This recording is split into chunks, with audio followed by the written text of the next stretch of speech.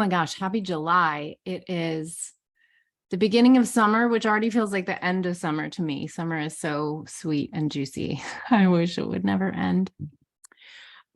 So I've been thinking today, this was prompted by a listener who asked me to talk more about focus. I did an episode recently on how I focus in my own work. And I wanted to talk today about some additional ways that I focus and some metrics that I use to decide on what to focus on next. So I think those metrics will be helpful for you. But I want to start by just telling you a little story and push back on some advice that I see given specifically to artists, but this may apply more broadly. I just want to say to everybody listening that I think you can do all the things, actually, right? Counterintuitively. The thing is, you can't do them all at the same time. So it's really important to take things one at a time in order to really give your full attention and energy to things and to do them well. To me, working on a bunch of different things at the same time, the only thing that accomplishes is you getting a bunch of stuff done really badly. Right. And why bother? Right. I learned this as an artist, like who needs more half-assed paintings in the world? Literally no one. Like who cares about okay artwork? To me, why make art if it's not going to be excellent? Right. So I guess I feel that way about all things. Why put your energy into work that's just okay? Like better to focus and do things that are really good. When you make work that is so good, you feel proud of it. You feel energetic about talking about it. You feel like it really will help people.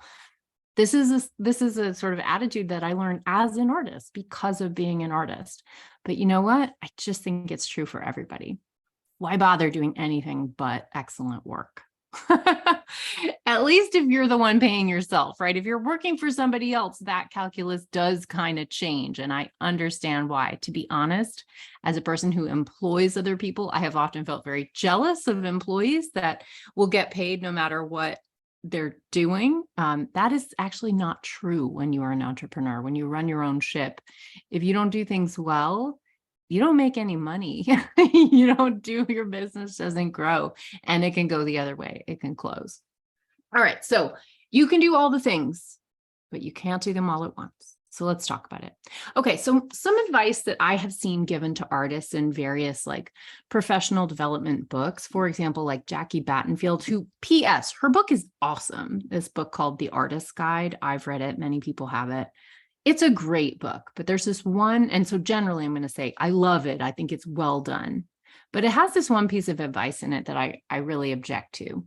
It talks about having multiple streams of income, basically not trying to rely on any one stream of income at a time. Now, I understand that in the context of being an artist, where your income can be so unreliable and so fickle, there is some logic behind this attitude. Like you might not be able to depend on getting grant income consistently because you cannot completely control whether or not you get each grant. So there is some logic. I'm not saying it's a dumb piece of advice. However, I will say I have some pushback because having to focus on multiple streams of incomes, what it means is you scatter your attention, right? It's hard to be really good at writing grant applications and really good at applying for RFPs for public art proposals and really good at making approaches to new galleries and getting shows, on and on. There's lots of different, and simultaneously having small scale direct to buyer Etsy shop for your work. If you try to do all those different things, they're all basically different business models. It's like you running 4 different businesses instead of just one. So I'm going to tell you a little story as a counterpoint to this splitting your focus idea. There's an artist who is in my studio building here in Nashville, or used to be. named Kyle. He's a ceramic artist, a potter. His work is just exceptionally beautiful, right? He's very, very good. And he makes his living entirely from selling his ceramics. These are craft items like functional pottery. So they're, vases, mugs, things like that. Gorgeous, gorgeous work. So he was telling me this story that he had basically two different businesses going. Now he recognized that these were two different businesses. He did wholesale and he did retail. So he would go to like craft shows, like the Big Crafty, and like be selling his work there directly to a person who's going to use the mug. But he also had a wholesale business where he's selling his work to, galleries and high-end stores that will carry his work, right?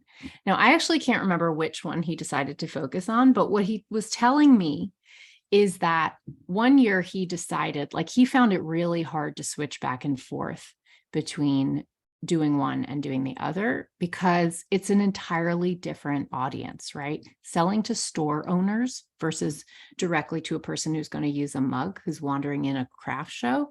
It's completely different messaging, completely different needs. It's just a completely different setup on his end.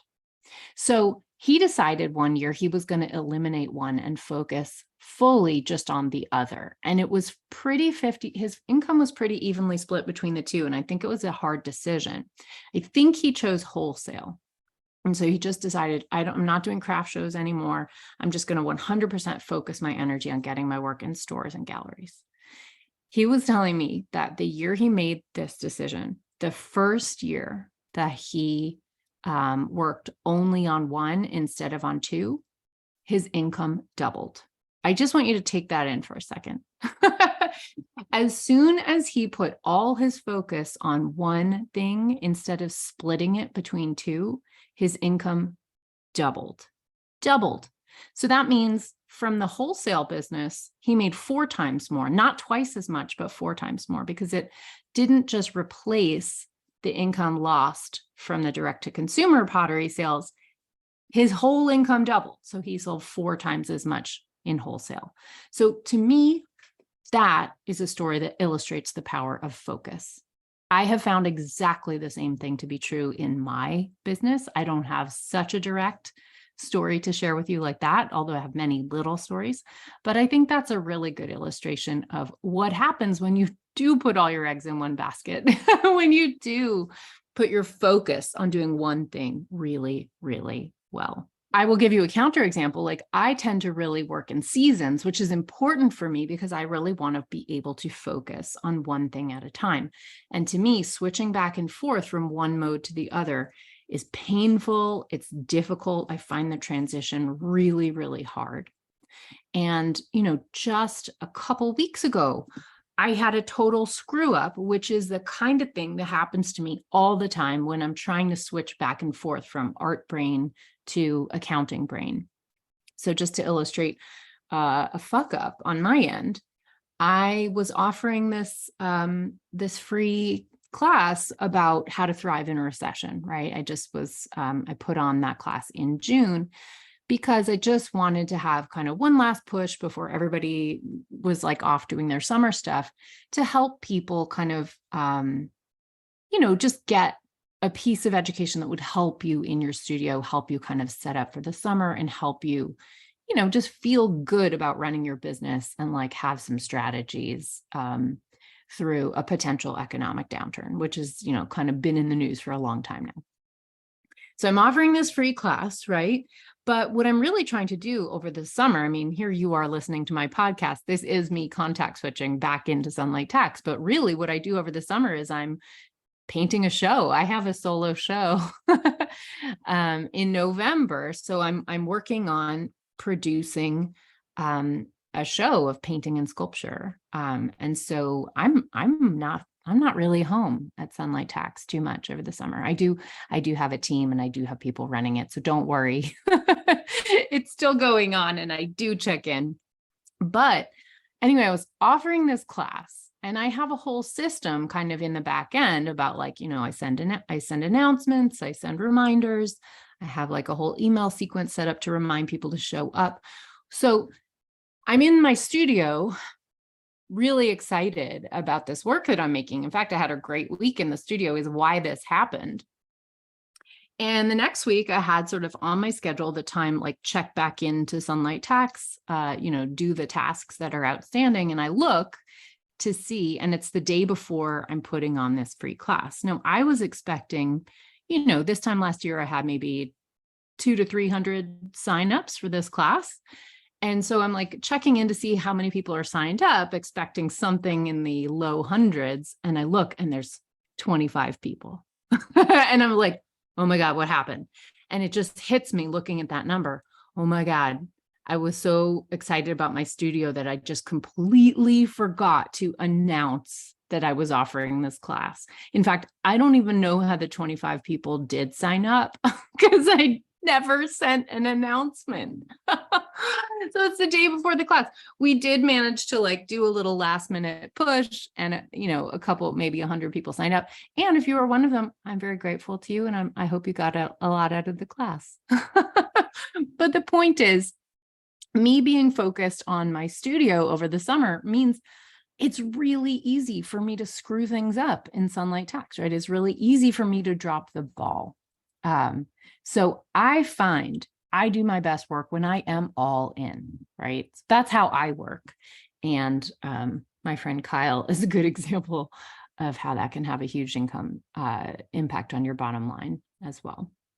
So let's talk about focusing on one thing at a time, doing your best work with a sense of focus.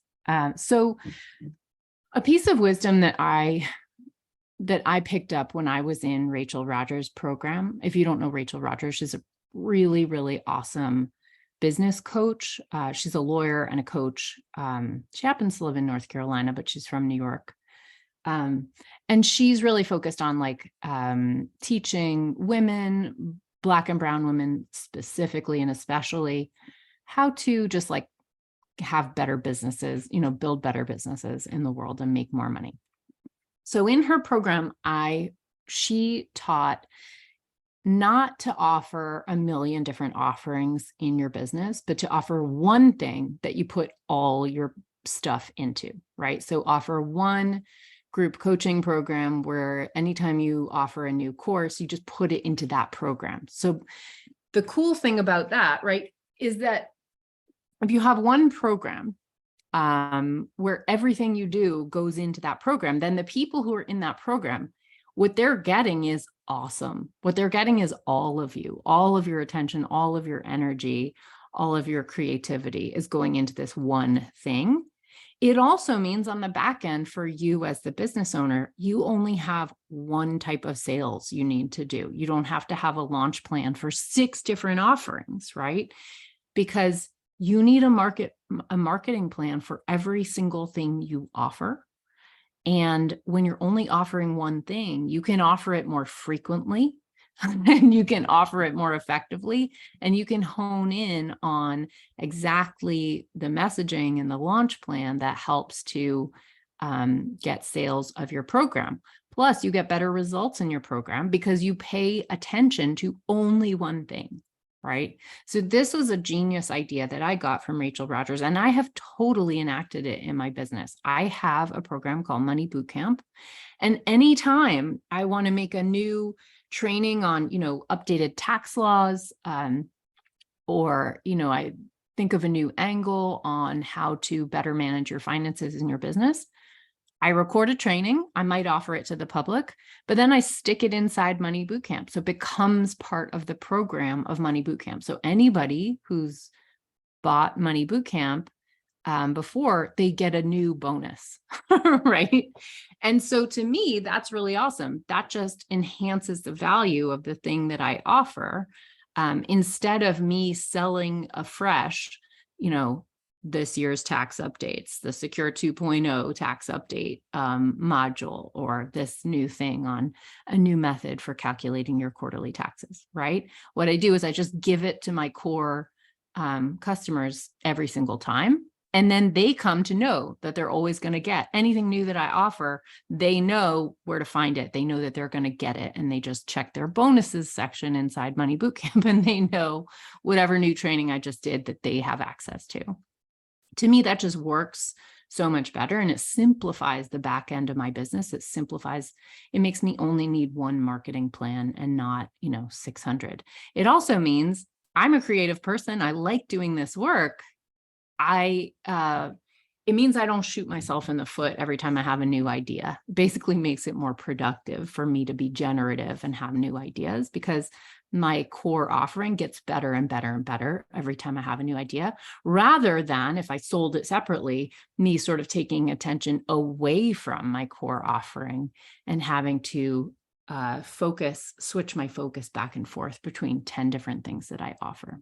So I just think that's a little piece of strategy that I have picked up in the world. I've implemented it in my own business, and it works really, really well for me. So I just want to kind of share that with you. Hopefully that is helpful. I also want to talk about batching. So for me, like I said, switching back and forth between like one item to another, for example, my art studio and my tax business, Sunlight Tax, it takes a lot of attention and I get really scattered. It's not great. So I really just like go to my studio in the slowest time of year. And I try to focus on just like one thing, which is delivering a great podcast. But another way that I have done batching is, so I'm telling you the secret right here, right now, that like I'm in the studio primarily over the summer. Like if I have a show at another time of year, of course, I'll put in some studio time elsewhere. But in general, I'm really focused on Sunlight Tax for most of the rest of the year. But when I'm in the studio over the summer, what I will do is I will take tons of photos of work in progress and, like studio shots and things like that.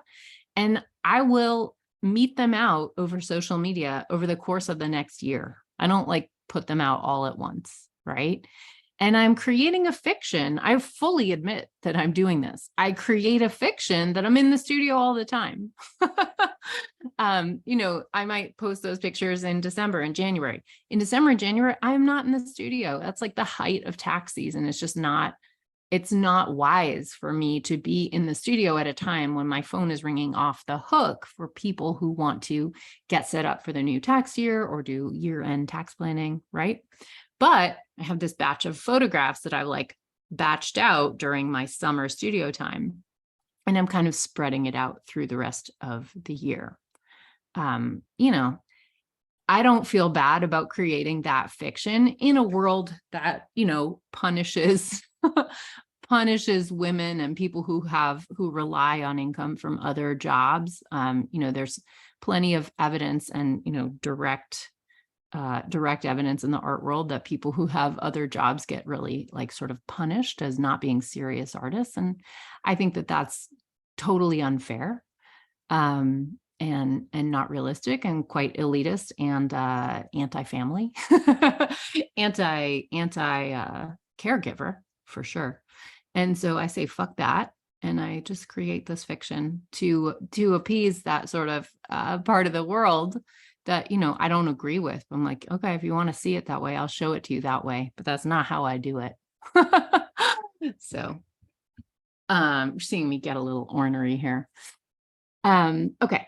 But I do think that it is, I don't think I'd make good artwork if I put in just this. And now this is really personal, but like, I don't think that my art would be as good as it is if I just like worked on it once every Friday afternoon. I mean, maybe that would become my rhythm. I would learn to work that way. Like some of you do work that way, and I'm not trying to cast aspersions. Like for me, that doesn't work.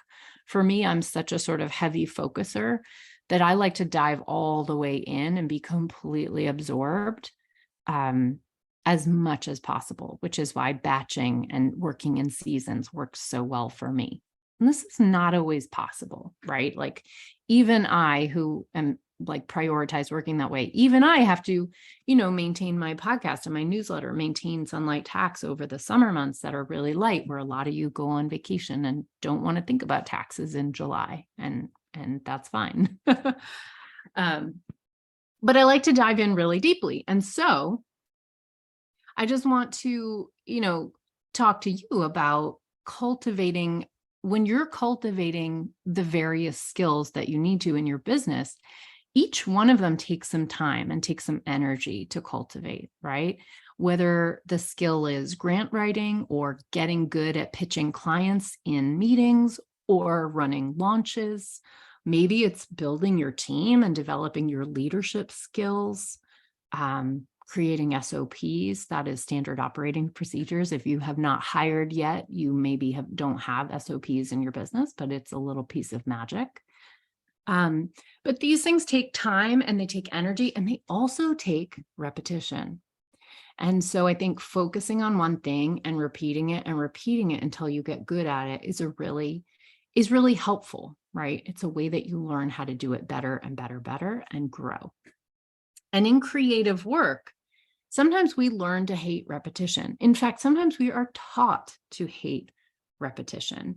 Repeating something doesn't feel creative. We want to create, we like that generative act. We like doing it the first time where you learn all that stuff and you have all that creative energy, but then repeating it the creativity starts to feel like it dissipates and you want to move on to the next thing, right? A lot of us get bored when things get too repetitive. And that's not just creative people, but it is creative people especially. There's even official teaching in the creative world that we shouldn't repeat ourselves, right? That it's actually negative and not creative. And I want to illustrate this with an example from my own life. Like, I remember a studio visit in graduate school. It was Dana Schutz. She's a fantastic painter. If you're not in the art world, Dana Schutz is just a fabulous painter, also a very, very wonderful human being.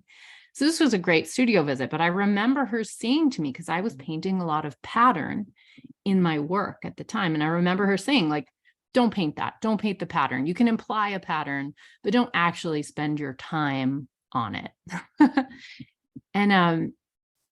And I was just thinking, right, yeah, I understand the logic there. Like, you want to spend your time only on the quote creative parts of a painting, right? And this is not quote creative, but I actually have a really different attitude about pattern in my work, right? Like, maybe it's because I have a mild OCD that I really love pattern, but I paint intricate, ridiculously detailed patterns in my work. I have for a long time, and I really, really like it.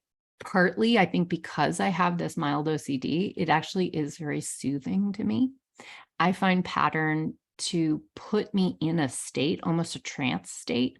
And so I do these complex, difficult, detailed patterns, and it actually serves to me as a form of meditation. And as funny as it is, like, the painting is different with it versus without it. Like, it makes a difference.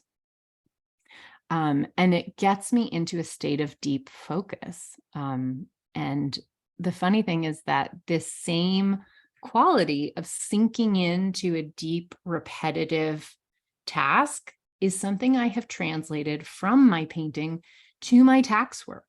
So doing taxes, a lot of why people hate it is that it is also very detailed and very repetitive. And I find that I actually enjoy that about it. Obviously, it's not for everyone, but for me, I find that I really enjoy that detailed, repetitive work. I find I focus into it. There's something about it that feels meditative. And yes, I find that to be true even with taxes. I'm a weirdo. I will own it. But you might find this too. Please send me a DM if you can relate to this, because I literally have no idea if I am the world's only weirdo like this or if this is universal. So tell me. So I get into a state of flow when I am doing repetitive things. I really do. And so I actually really enjoy repetition. But in entrepreneurship, growing a business, repetition is magic. It's magic. It's actually the thing that I think a lot of creative people get bored with and don't like about running a business. And I may be the unique weirdo because I do like it, but I have learned that it's really valuable. So I want to help kind of talk to you about why I love repetition and how valuable I have found it to be. So you're doing hard things all the time in your business, right? You are not going to nail them on the first try. The only thing you can nail on the first try is something easy. And if you're running a business where all you do is easy, you're going to have tons of competition and there's no way you're going to have a great business. In other words, if it's not hard, it's probably not worth doing. So I want you to just, accept the way that the human brain works and think about, your first attempt being just that, a first attempt, a thing that you're going to learn from, hopefully have a little bit of success, a little bit of reward, enough that you want to keep going. But the second time you try something difficult, whether that is writing a grant, whether it is running a launch, whether it is having a kickoff meeting with a client, you're going to do it better the second time you do it. You're going to do it even better the third time you do it. You're even better the fourth, and then better the fifth, et cetera, et cetera, et cetera, right? We get better with things with practice. So I realize that some of you are already like tuning out and like, oh my God, that sounds so boring. But I myself, so I run launches to sell Money Bootcamp, to kind of illustrate the problems that it solves and to show specifically how Money Bootcamp solves them. That's kind of the role of what a launch is. It's not a product that exists elsewhere in the world. And so I have to really showcase what it is, what it solves, and how I do it, and how it's going to work for somebody, and what results somebody can expect to get, right? That is the point of my launches when I launch my program, Money Bootcamp. So I have found that I do better with each launch, and I will do essentially the same launch over and over and over and over again. And it gets better, right? So a lot of you feel like you might be bored out of your skull doing work like that, but I found ways to make it feel fascinating. For one thing, I track my metrics with every launch that I run. So if you run an online business and you do launches, you already know about this, but if you don't, I'll give you a little window into my world. So I talk about Money Bootcamp. I open up these sort of problems that people have in their businesses and how Money Bootcamp is built to solve them. And I will track the metrics of how many people came to the free class where I'm teaching about these problems and how to solve them, right? So how many people signed up for the class? How many of those people actually showed up to the class? How many of the people who showed up to the class actually joined the program? How many of the people who signed up originally and are getting the emails eventually sign up during that launch period, right? So these are 4 different metrics. And I have a spreadsheet where I compare this data, and I can actually watch my progress, and I can watch how I improve those metrics in the next launch over the launch that happened before. And I can work on things. It will show me. So for example, if I advertise my free class where I'm going to talk about the problems and talk about the solutions, I advertise that free class and I get tons of people signing up, but then only 20% of those people actually show up to the class, I know that I need more effort getting people who've signed up to show up. And so I built this thing that is called, in my world, a show up sequence. It is an email automation that says like, hey, welcome. I'm so excited. Here's some things to think about. Remember, this is the date. This is the link to join. I'm so excited. And so it's just emails being like, hey, remember this thing you signed up for? It's free. You were excited about it. Let's stay excited about it. And it's going to be on this day, right?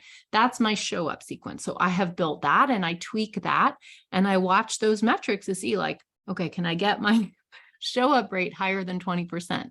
And yes, I have. I've gotten it very high. But it is through watching the data that I can see where my problems are, where the disconnects are, where people aren't feeling inspired, where they don't get what I'm saying, right? And so I'm watching that stuff, and that becomes a way to sort of like feed me little clues about where I can improve my process. So it also helps me know, because there's so many different things you can try in a launch, and there's a whole world of online business people who be like, try this strategy, and you can spend a lot of effort like trying a whole bunch of different strategies, and some of them work really well and some of them don't. So that spreadsheet, those metrics, they help keep me focused on the metrics that really move the needle in my business and show me where my effort is worthwhile versus where it is not.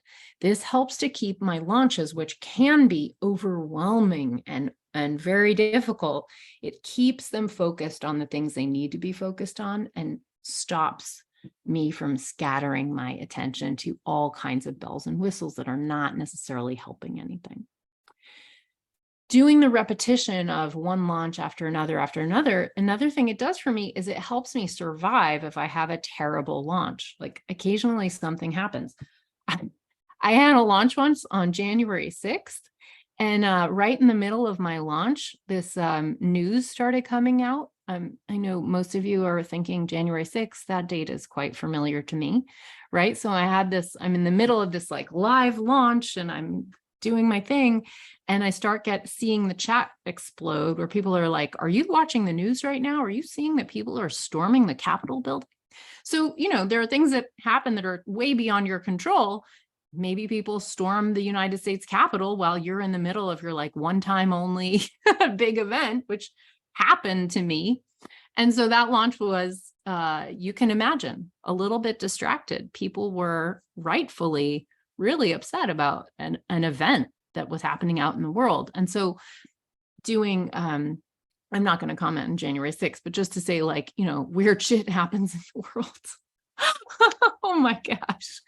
So, it helps me like doing that repetition of this launch one after another and having a next one on the schedule already. It just helps me survive when a launch does not go the way I planned. And it's numbers are more terrible, very disappointing from where I expected them to be.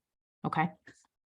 So that is my spiel on repetition and why it's really good and why I'm totally pro.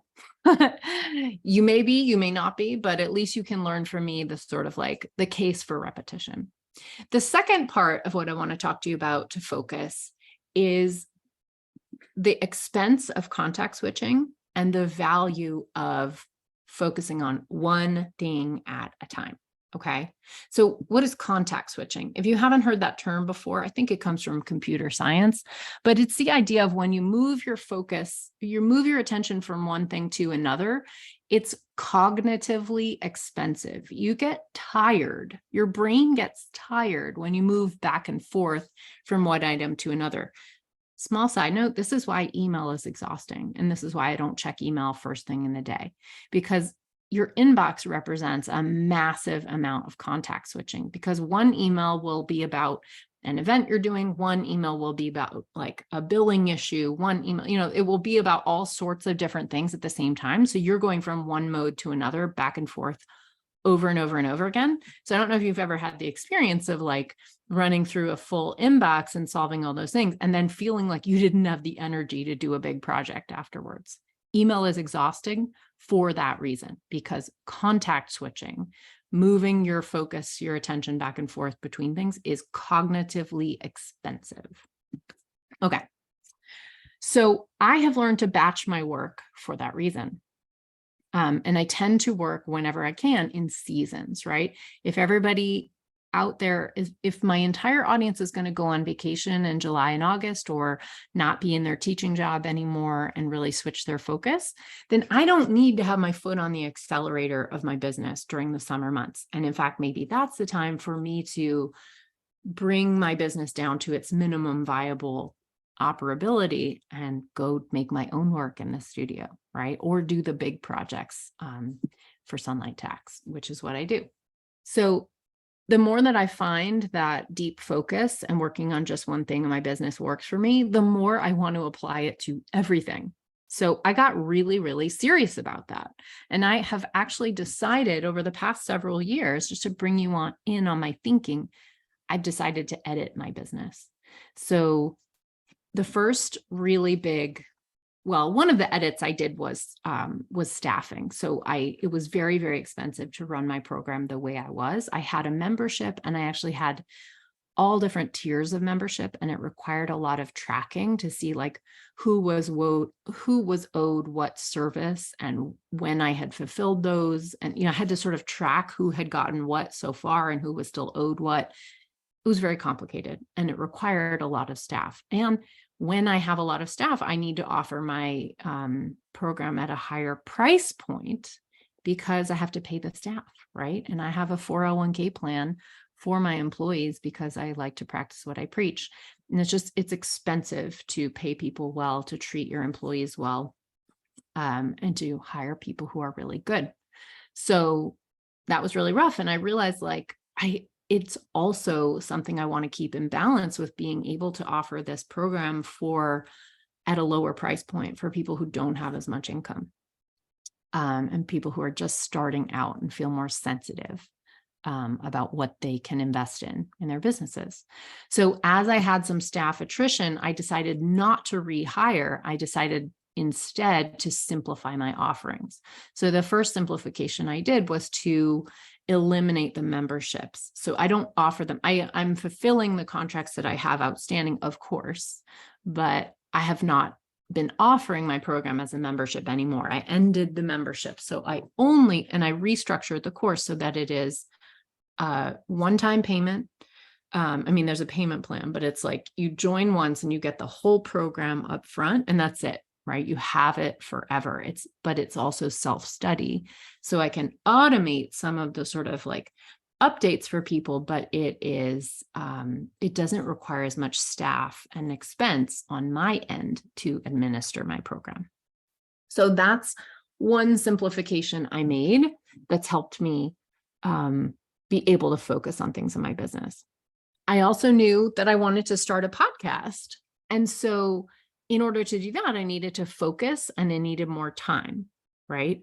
So I knew running my tax prep business is one of the most, probably 80% of the stress in my business and maybe 10% of the profit. Running a tax prep business is just really difficult, really, really stressful, difficult work. And it is almost impossible to make a good profit unless you're fully focused on that, which I was not. So I decided that the trade-off that I would make in my business was I would start a podcast, which is what I always wanted to do. And I find really fruitful and wonderful.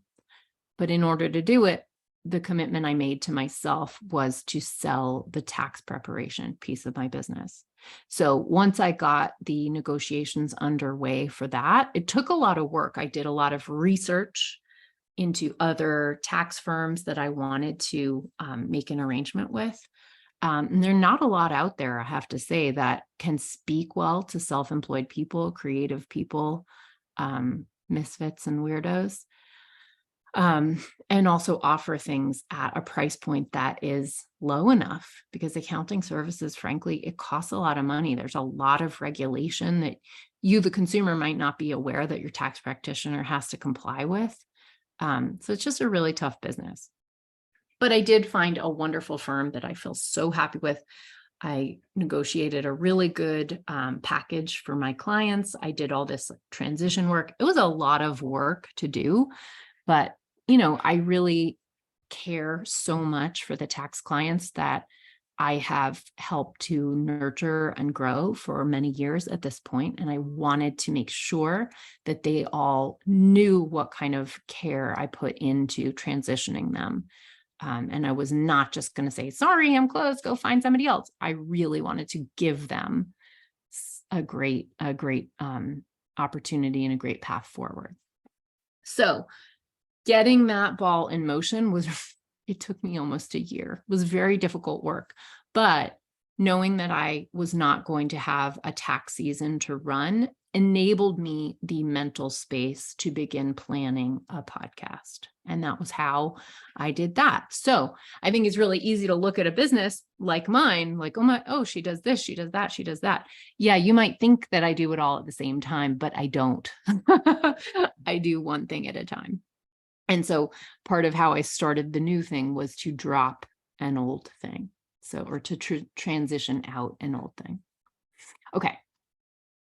So my next project in case you're curious, is writing a book. So I've always wanted to write a book. I was actually approached by this really wonderful agent. It was like kind of an opportunity of a lifetime.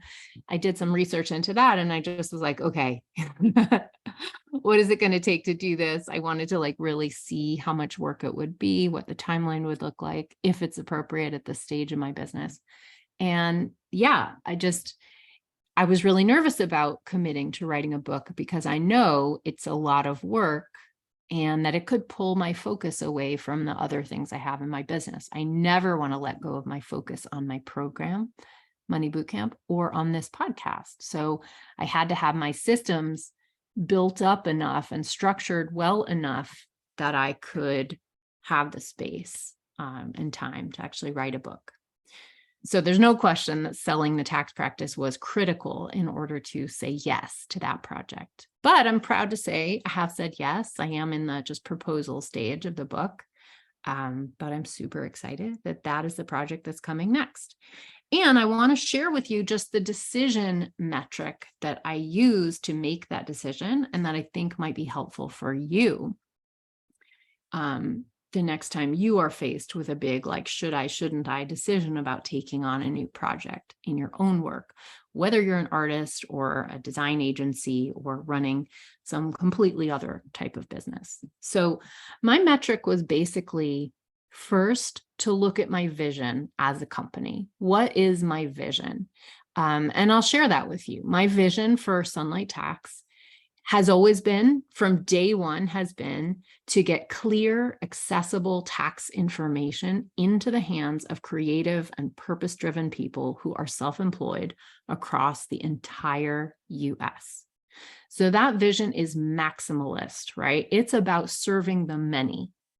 And this is one of the reasons that selling my tax preparation business made sense. It fit my vision, because in the tax prep business, I can only handle, a couple hundred people, right? I can serve 150 people doing their tax returns, and that's it. And it's not very scalable. Whereas if I do speaking, writing, podcasting, I can reach a lot more people. And I think there are so many people who need good tax information, like clear and accessible and empathetic tax information, that I just want to be able to serve more than that couple hundred people.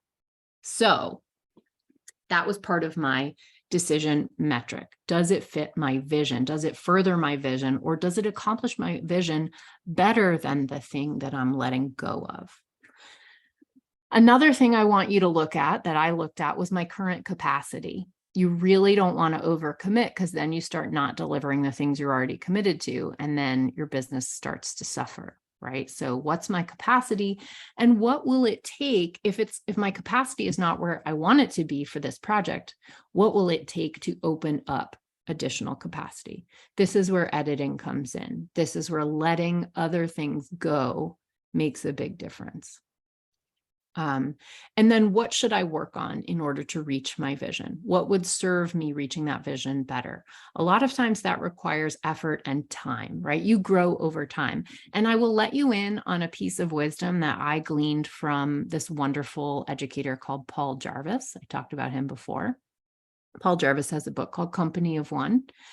And he said, it's much easier to start a business in one-to-one service, because that's a high-priced service and you can live on that. You can live on the income from a small base of clients when you're doing one-to-one services. In order to have a one-to-many business, you need a very large audience, and it simply takes time to build a large audience. If you want to live off of the sales of a $29 book, you're going to have to work your ass off growing an audience big enough to be able to live off $29 increments. And I frankly could never have done that in year 1, year 2, year 3, year 4 of my business. It's been years to build to the point that I have right now.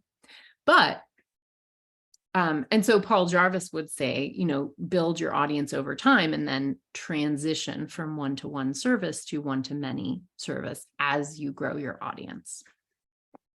So basically, I'm undergoing that transition at the moment. I love my one-on-one work, and I'm not sure I will ever give it up because I simply love hearing, talking with individual people about their tax concerns, their business setup concerns. It makes me feel in touch with what's going on with people, what people are worried about today versus 2 years ago.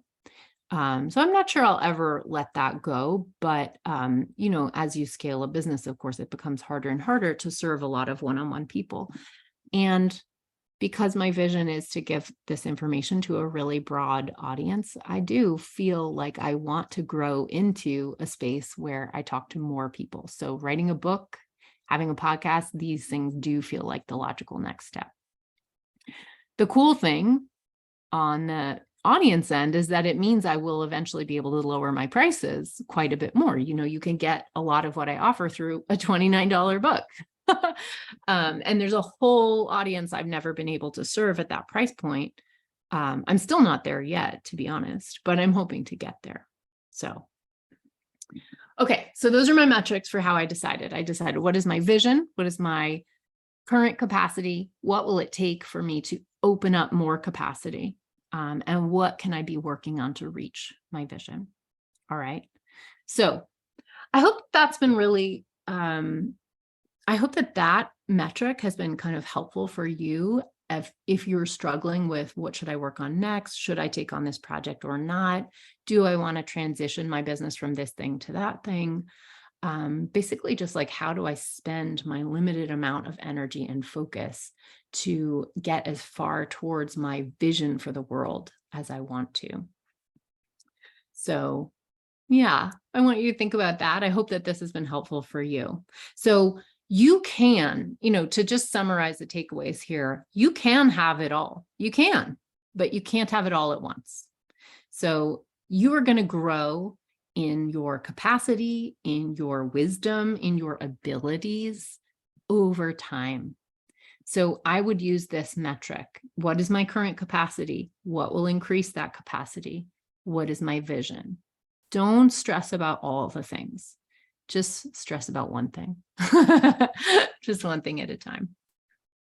So part of getting focus is settling the hard stuff in your business. This is what my vision is. It is to help people like you with the hard stuff so that you can go back to focusing on, what your vision is, whether it is serving design clients, whether it is making the most amazing sculptures or dance performances, or maybe it is caring for a particular community.